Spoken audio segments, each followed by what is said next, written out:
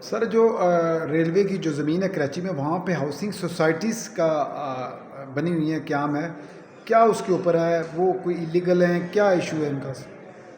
اس issue پر جو ہے ایجنڈے میں بات رکھا ہے ہم نے، اور آج بات ہوگی مطلب نہیں، ایشو کیا ہے؟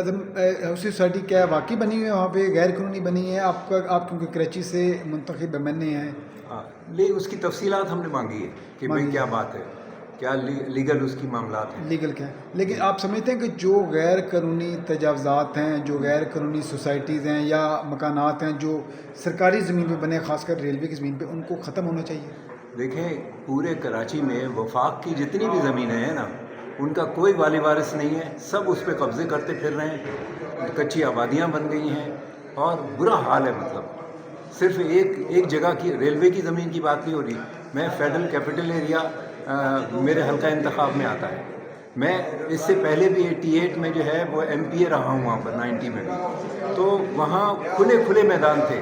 آج وہ سارے میدان جو ہے کچی آبادیوں میں تبدیل ہو چکے ہیں. بہت برا حال ہے کراچی کا. بہت مدد کرنے کی ضرورت ہے کراچی کو، پورے اس ملک کا کو. ذمہ دار کون ہے؟ اس کے ذمہ دار ادارے ہیں ظاہر، کہ جن کی ذمہ داری ہے کہ ان کی زمینوں کی حفاظت کریں. وہ کیا اس کے اندر صوبائی حکومت کا بھی عمل دخل ہوتا ہے، اس کو روکا جائے؟